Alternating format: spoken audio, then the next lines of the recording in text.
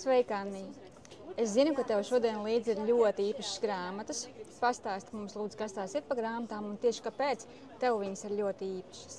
Jā, es esmu paņēmusi līdzi tādu grāmatu kaudzīti, kas man ir īpašas arī manā profesijā, jo, kā tu zini, es esmu vēstures skolotāja. Tā mana kaudzīte sastāv no dažādām ar vēsturi saistītām grāmatām. Pirmā no tām ir grāmata Sapiensi, jeb īsa cilvēces vēsture, kurā šis profesors Juvals Noahs Harari apraksta īsu cilvēces vēsturi, kā tas ir arī teikt šajā nosaukumā, bet tiešām no tādas ļoti interesantas perspektīvas, ka mums šķiet, ka mēs ļoti esam evolvējušies, attīstījušies, jā, evolūciju mēs tagad esam daudz pārāki nekā iepriekš, bet patiesībā viņš saka, ka ar katru savu nākamo šo attīstības posmu mēs sev esam sarežģījuši dzīvi, mēs esam daudz vairāk uzticamies dažādiem izdomātiem konceptiem, mēs daudz mazāk veltam laiku atpūtai un kaut kādai domāšanai par sevi un savām tuvākajām saiknēm nekā senie cilvēki. Nākamā grāmata, kuru es esmu paņēmusi līdzi, man ir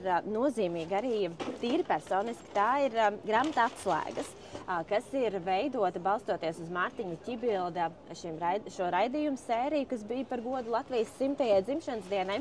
Un šajā grāmatā ir ne tikai apkopoti šie notikumi un stāsti, ko Mārtiņš stāstīja raidījumos, bet arī tie ir papildināti vēl ar citu vizuālo materiālu, vēl ar citiem faktiem.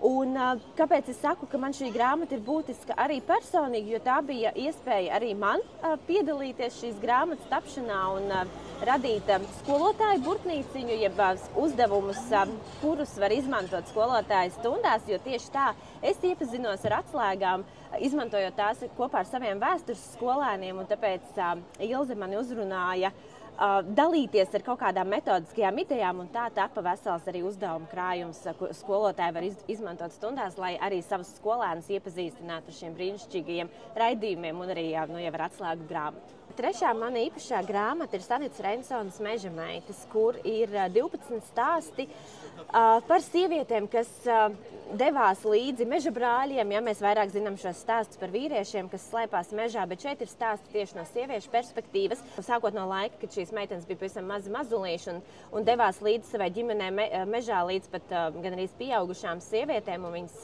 dalās ar savām atmiņām, ar šiem saviem stāstiem, kas ir gan pilni cerības un mīlestības, gan arī ārkārtīgi skaudri.